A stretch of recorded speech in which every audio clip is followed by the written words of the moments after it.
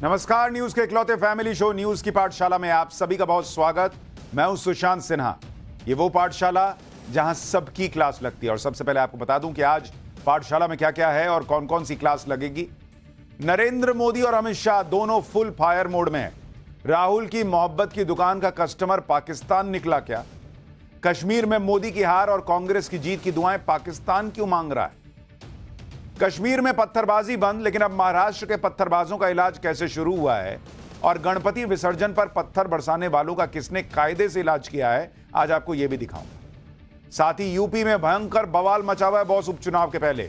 योगी और अखिलेश की सियासी लड़ाई अब पर्सनल लेवल पर आ चुकी है। सीएम योगी और माफिया का कौन सा कनेक्शन बताकर फंसे अखिलेश, आज वो भी दिखाऊंगा। और अखिलेश और योगी की जुबानी बवाल पर उपचुनाव के पहले क्या बोली अयोध्या की पब्लिक, वो आपके लिए लेकर आया। इजराइल ने आतंकियों का ऐसा इलाज किया कि आतंकी खाने और जाने दोनों से कांप रहे हैं, आज वो भी आपको दिखाऊंगा। इजराइल ने फिर दिखाया तबाही का ट्रेलर। हिजबुल्लाह के आतंकी भयंकर खौफ में जी रहे हैं। मतलब एक वक्त था कि आतंकी से लोग डरते थे, इजराइल ने ऐसा इलाज किया है बॉस कि अब आतंकी डर के मारे न सो पा रहे न उठ पा रहे। इजराइल ने पेजर और वॉकी टॉकी को बम में बदला कैसे, इसकी एक एक डिटेल बताने वाला चैप्टर आज खोलूंगा। लेकिन सबसे पहले दिन भर की बड़ी खबरों का रिवीजन, उसके बाद पहला चैप्टर।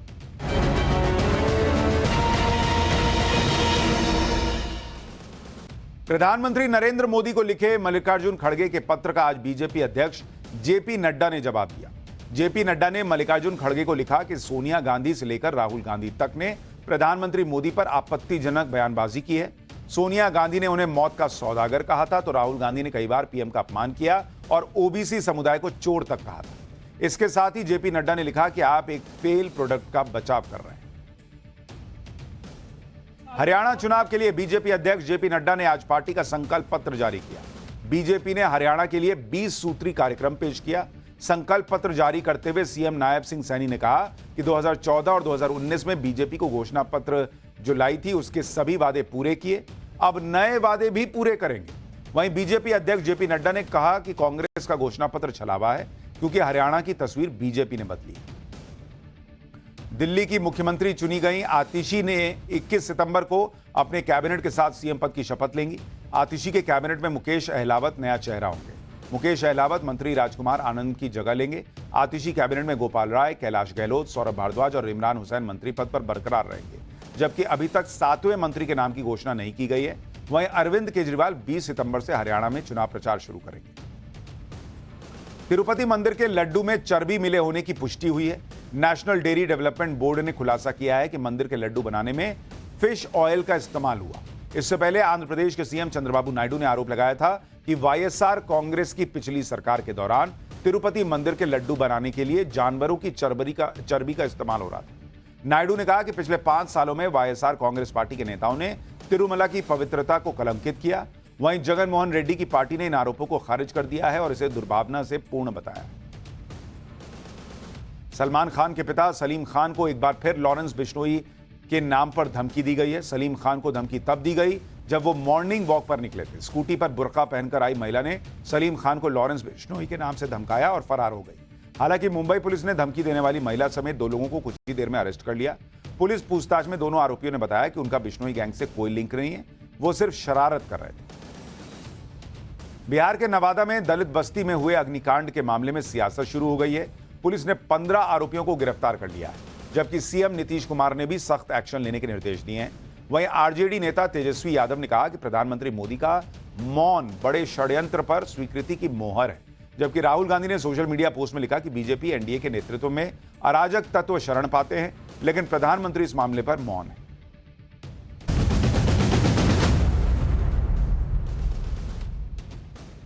वैसे तो नेताओं का एक दूसरे से भिड़ना कोई नई बात नहीं है। एक दूसरे को कोसना, एक दूसरे पर आरोप लगाना, एक दूसरे पर बयानबाजी करना, यह सब तो राजनीति में चलता ही रहता है। लेकिन यूपी की राजनीति अलग है।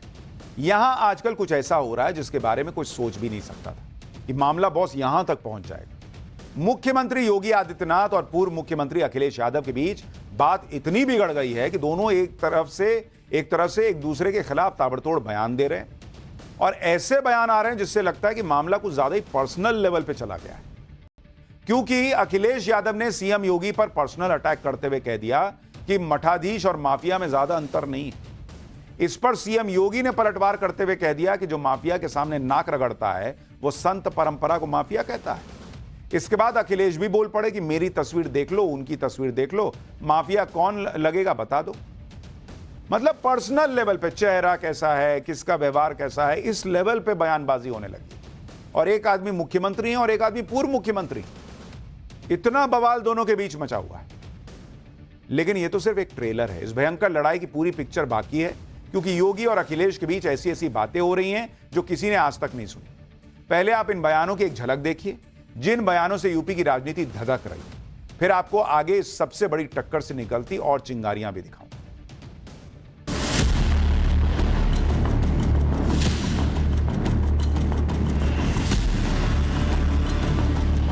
जैसे कुत्ते की पूंछ सीधी नहीं हो सकती, वैसे ही ये समाजवादी पार्टी के दरिंदे जो बेटियों की सुरक्षा के साथ खिलवाड़ कर रहे हैं, ये कभी ठीक नहीं हो सकते। मेरी भी तस्वीर देख लो आप और उनकी भी तस्वीर देख लो, माफिया कौन लगे ये बता दो। माफियाओं के सामने नाक रगड़ने वाला व्यक्ति, दंगाइयों के सामने घुटना टेकने वाला व्यक्ति आज भारत की संत परंपरा को माफिया कहता है। कि जो क्रोध करेगा वो योगी नहीं हो सकता, इसलिए मठाधीश मुख्यमंत्री हैं। ये माफिया की पैरेलल सरकार चलती थी। बबुआ अपने घर के बाहर नहीं निकलता था। मुख्यमंत्री जी पहले मुख्यमंत्री हैं जिन्होंने अपने मुकदमे वापस लिए हैं, और कितने गंभीर मुकदमे लिए हैं। केवल मुरली से काम नहीं चलेगा, बल्कि सुरक्षा के लिए सुदर्शन भी आवश्यक है। भेड़ियों को नहीं पकड़ पा रहे हैं तो ठोको नीति के तहत एसटीएफ को भी ये जिम्मेदारी दे दी गई।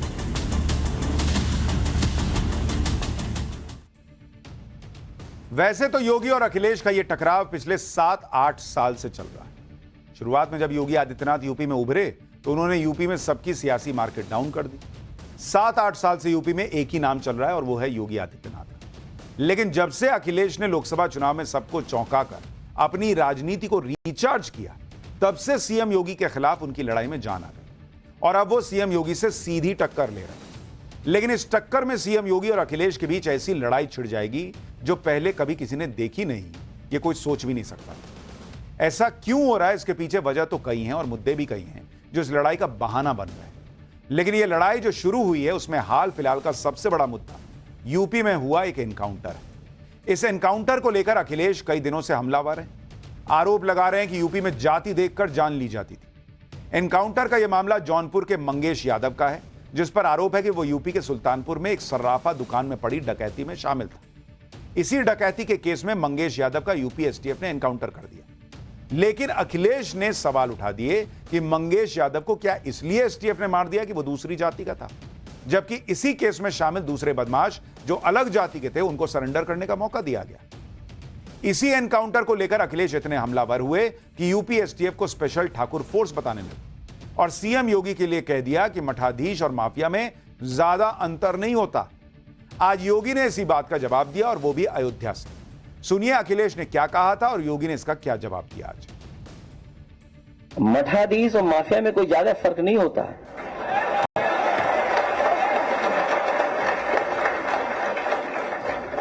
जितने प्रदेश के संगठित अपराध में लिप्त माफिया थे, चाहे वो गाजीपुर का रहा हो, चाहे वो प्रयागराज का रहा हो, चाहे वो अंबेडकर नगर के रहे हो, चाहे वो रामपुर के रहे हो, ये सब तो इनके चचा जान जैसे थे, चचा जान थे इनके सबके। माफियाओं के सामने नाक रगड़ने वाला व्यक्ति, दंगाइयों के सामने घुटना टेकने वाला व्यक्ति आज भारत की संत परंपरा को माफिया कहता है। ये उनके संस्कार हैं और इसीलिए मैंने कहा ना, जैसे लगता है औरंगजेब की आत्मा इन लोगों के अंदर घुस गई है और फिर से इनको हिंदू विरोधी आचरण के लिए उनको फिर से प्रोत्साहित कर रही है। सीएम योगी ने अखिलेश के मठाधीश और माफिया वाले बयान का जवाब भी दिया, तो यह जवाब दिया अयोध्या से, जो साधु संतों की नगरी है। और दूसरी बात इसमें यह है कि आज सीएम योगी ने यह बात अयोध्या के मिल्कीपुर से की, जहां की विधानसभा सीट के लिए उपचुनाव भी होने वाले हैं। मिल्कीपुर सीट को जिताने की जिम्मेदारी सीएम योगी ने खुद संभाली हुई, क्योंकि उन्हें मिल्कीपुर जीतकर अयोध्या में हुई हार का बदला लेना है। इसलिए आप देखिए कि आज योगी पिछले 3 महीने में दूसरी बार मिल्कीपुर पहुंचे और वहां पर सैकड़ों करोड़ रुपए के प्रोजेक्ट्स की शुरुआत की। सीएम योगी ने अयोध्या में 1000 करोड़ की 83 योजनाओं का लोकार्पण और शिलान्यास किया। इनमें 40 योजनाएं सिर्फ मिल्कीपुर विधानसभा की। दरअसल मिल्कीपुर की सीट समाजवादी पार्टी का गढ़ रही है और यहां से अवधेश प्रसाद विधायक थे, जो अब अयोध्या के सांसद बन गए। इसी वजह से योगी ने आज मिल्कीपुर की रैली में समाजवादी पार्टी को कुछ ऐसा कह दिया जिस पर अखिलेश यादव तिलमिला गए। सुनिए योगी को, फिर आपको बताऊंगा कि अखिलेश ने सीएम योगी को इस बात का क्या जवाब दिया। ये लोग गरीबों की जमीनों पर कब्जा करते हैं, अराजकता फैलाते हैं, देशद्रोही तत्वों को अपने राजनीतिक स्वार्थ के लिए प्रश्रय देते हैं, अराजकता फैलाते हैं। और इसीलिए मैं कह सकता हूं बहनों और भाइयों कि जैसे कुत्ते की पूंछ सीधी नहीं हो सकती, वैसे ही ये समाजवादी पार्टी के दरिंदे जो बेटियों की सुरक्षा के साथ खिलवाड़ कर रहे हैं, ये कभी ठीक नहीं हो सकते। इनके लिए तो कानून के दायरे में ला करके इन पे शिकंजा कसना पड़ेगा और हमारी सरकार वही काम कर रही है इनके साथ में, जिसके ये पात्र हैं। सीएम योगी की इस बात से अखिलेश के साथ उनकी लड़ाई और भड़क गई। अखिलेश यादव योगी की इस बात से तिलमिला गए और बिना योगी का नाम लिए कहने लगे कि अब कोई अब शब्दों का विश्व रिकॉर्ड बनाने में लगा है। इंसान की सोच ही शब्द बनकर निकलती, सबको सम्मति दे। लेकिन अखिलेश ये भूल गए कि उनके और सीएम योगी के बीच पर्सनल अटैक को उनकी मठाधीश वाली बात ने ही आगे बढ़ाया था, जो बात उन्होंने सीएम योगी के लिए कही थी और जिस पर आजकल अखिलेश यादव सफाई देते भी घूम रहे हैं। सुनिए अखिलेश यादव। मैंने कभी किसी संत, किसी अपने महंत, किसी सन्यासी के बारे में कुछ नहीं कहा। अगर उनको लगता है कि वो शब्द ऐसा है जिसका भाव वो किस रूप में ले रहे हैं, तो हम तो ये कहेंगे कि हमारे उत्तर प्रदेश के मुख्यमंत्री नहीं हैं, वो मठाधीश मुख्यमंत्री हैं। और फिर मठाधीश मुख्यमंत्री से उम्मीद भी क्या करोगे आप? इसी तरह की भाषा की उम्मीद करोगे? और ये एक दिन से नहीं हुआ है। जब से बीजेपी हारी है तब से कुछ संतुलन गड़बड़ा गया है। अब अखिलेश यादव कुछ भी कहें, लेकिन उनकी बातें तो सब सुन रहे हैं कि वो क्या क्या योगी के लिए कह रहे हैं। वो योगी को योगी नहीं मानते और तो और मुख्यमंत्री के लिए ऐसी बात कर रहे हैं कि उनका और मुख्यमंत्री का फोटो रखकर देख लो, पता चल जाएगा माफिया कौन है। देखिए अखिलेश ने योगी की किस बात के जवाब में ऐसा कहा।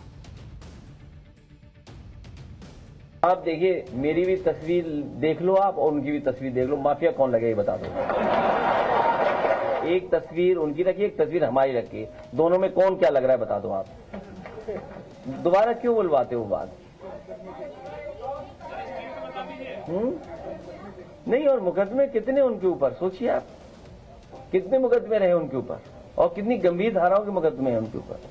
जितने प्रदेश के संगठित अपराध में लिप्त माफिया थे, चाहे वो गाजीपुर का रहा हो, चाहे वो प्रयागराज का रहा हो, चाहे वो अंबेडकर नगर के रहे हो, चाहे वो रामपुर के रहे हो, ये सब तो इनके चचा जान जैसे थे, चचा जान थे इनके सबके। माफियाओं के सामने नाक रगड़ने वाला व्यक्ति, दंगाइयों के सामने घुटना टेकने वाला व्यक्ति आज भारत की संत परंपरा को माफिया कहता है। जब मुख्यमंत्री के बारे में ऐसा कहा जाएगा तो योगी भी चुप कैसे रहते? वैसे भी सीएम योगी चुप रहने वालों में तो है नहीं, वो बेधड़क बोलते हैं और किसी को छोड़ते नहीं।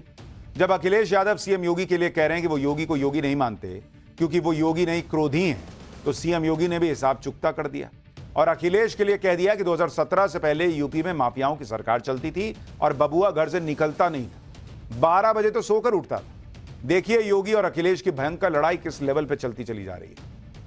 जो क्रोध करेगा वो योगी नहीं हो सकता, इसलिए मठाधीश मुख्यमंत्री हैं ये। जो क्रोध करेगा वो योगी नहीं हो सकता, इसलिए मठाधीश मुख्यमंत्री हैं ये। जो क्रोध करेगा वो योगी नहीं हो सकता, इसलिए मठाधीश मुख्यमंत्री हैं ये। 17 के पहले गरीब का राशन समाजवादी पार्टी के गुंडे हजम कर जाते थे। किसी गरीब को राशन नहीं मिलता था। किसी भी जिले का जो जितना बड़ा माफिया था, जितना बड़ा गुंडा था, वह समाजवादी पार्टी का शागिर्द था, उनका पदाधिकारी था। वहां पर संगठित अपराध में लिप्त माफिया भी थे। और परिणाम क्या था? ये माफिया की पैरेलल सरकार चलती थी। बबुआ अपने घर के बाहर नहीं निकलता था। बबुआ 12 बजे सो के उड़ता था। लेकिन ये बात यहीं पर नहीं रुकी। भले ही बबुआ कहते हुए सीएम योगी ने किसी का नाम नहीं लिया, लेकिन योगी आदित्यनाथ के इस बयान पर भी अखिलेश यादव का जवाब आ गया। अखिलेश यादव ने सीएम योगी की तरफ से हो रहे ताबड़तोड़ हमलों को पुराने और घिसे पिटे डायलॉग बता दिए। देखिए, ये सब घिसे पिटे डायलॉग हैं पुराने वाले, और मैं इसीलिए कहता हूं कि ये सब पुराने डायलॉग हैं, पुराना सब कुछ है, हिसाब किताब। उत्तर प्रदेश की जनता नया चाहती है, नया विकास चाहती है। इनको हटाएगी सरकार, ये हटने जा रहे हैं। और कई बार मैंने आपसे आपके बीच में इस बात को कहा कि उत्तर प्रदेश सरकार को कम से कम टॉप 10 माफियाओं की सूची जारी करनी चाहिए। वो टॉप 10 माफिया कहां हैं और किस दल में, इसकी सबको जानकारी हो जाएगी। सीएम योगी और अखिलेश यादव की ऐसी लड़ाई के लिए फिलहाल जो बात उकसा रही है उन्हें, वो बात उपचुनाव से जुड़ी दिख रही है। क्योंकि उपचुनाव के लिए अखिलेश यादव वही पीडीए वाली राजनीति कर रहे हैं, जिस पीडीए वाली राजनीति से उन्हें लोकसभा चुनाव में फायदा हुआ है। पीडीए वाली राजनीति करने के चक्कर में ही अखिलेश यादव मंगेश एनकाउंटर केस पर सवाल उठा रहे हैं। आरोप लगा रहे हैं कि एनकाउंटर में ज्यादातर पीडीए के लोग ही मारे जाते हैं। अखिलेश यादव ने एनकाउंटर करने वाली योगी की एसटीएफ यानी स्पेशल टास्क फोर्स का नाम बदलकर स्पेशल ठाकुर फोर्स रख दिया, जिससे यह बताया जा सके कि जाति देखकर एनकाउंटर हो रहे हैं। अखिलेश लगातार एसटीएफ के लिए ऐसी बातें करते रहे हैं और सीएम योगी पर हमलावर रहे हैं। अब तो वो इस राजनीति में बहराइच के भेड़ियों को भी ले आए और एसटीएफ को सरेआम ठोको फोर्स बताकर एसटीएफ से भेड़ियों का एनकाउंटर कराने के लिए कह रहे हैं। सुनिए एक बार। जानवरों की समस्या से निपटने के लिए एक एसटीएफ बनानी चाहिए, और या फिर गीदड़ की समस्या का समाधान के लिए ये भी केस एसटीएफ को ट्रांसफर कर देना चाहिए। जो लोग देखते ही कहते हैं ठोक दो, कम से कम उस एसटीएफ को ये नया काम देना चाहिए कि गीदड़ों को भी ठोक दें। अखिलेश यादव लगातार एसटीएफ पर सवाल उठा रहे हैं और एनकाउंटर को लेकर पीडीए वाली राजनीति कर रहे हैं। अखिलेश को लगता है कि इससे उन्हें उपचुनाव में फायदा होगा, लेकिन अखिलेश के लिए असली मुसीबत है मठाधीश वाला बयान, क्योंकि मठाधीश वाले बयान पर अखिलेश बैकफुट पर है। इस बयान पर अयोध्या में भी बड़ी हलचल मची हुई है, जहां मिल्कीपुर में उपचुनाव होना है। अयोध्या के लोग क्या कह रहे हैं अखिलेश के इस बयान पर, वो भी आपको दिखाता हूं। अखिलेश यादव को बिल्कुल कुछ पता तो है नहीं, जो माफिया मठाधीश में अंतर नहीं जान रहे हैं। मठाधीश क्या होता है, माफिया में कोई अंतर है नहीं। बस वोट के लिए चाहे जो वक्त में अपने चचा जान को खुश करने के लिए बात कर रहे हैं, धर्म पर बात कर रहे हैं कि किसी तरीके से चुनाव इधर उधर हो जाए। नहीं, महाराज जी कमजोर नहीं पड़े हैं। महाराज जी में वो उतना ही दम है, और सनातनी जो है, सनातन धर्म हमेशा सर्वोपर रहा है। और जो इस समय अखिलेश यादव बौखलाहट उनकी दिखाई पड़ रही है, ये 37-36 की सीट में जो बौखला चुके हैं, ये उनकी समझ लीजिए कि एकदम से वो क्या कहते हैं, इनका सर्वनाश ही तय होने वाला है। अब किसकी सुनेगा? अखिलेश की सुनेगा मिल्कीपुर, या महाराज जी की सुनेगा मिल्कीपुर? ये 2024 में भी अखिलेश की नहीं सुने तो अब सुन तो लिए ना। अरे वो तो कहीं ना कहीं धोखा हो गया, बस समझ लीजिए किसी ने। अब बता दीजिए उपचुनाव में किसकी सुनने वाला है? भाजपा की सुनेंगे। योगी आदित्यनाथ और अखिलेश यादव के बीच छिड़े माफिया और मठाधीश पर घमासान से एक चीज तो साफ हो गई, और वो ये कि 10 सीटों पर विधानसभा उपचुनाव होने तक अयोध्या यूपी की सियासत का एपिसेंटर बना रहेगा, क्योंकि अखिलेश यादव के सामने लोकसभा चुनाव में अयोध्या में मिली जीत को बरकरार रखने की चुनौती। तो योगी आदित्यनाथ मिल्कीपुर विधानसभा सीट पर होने वाले उपचुनाव को जीतकर अयोध्या की हार का बदला लेने के लिए कमर कस चुके, जिसके लिए सीएम योगी पिछले 1 महीने में 5वीं बार अयोध्या का दौरा कर चुके। खैर, ये घमासान तो चलेगा, सियासी घमासान।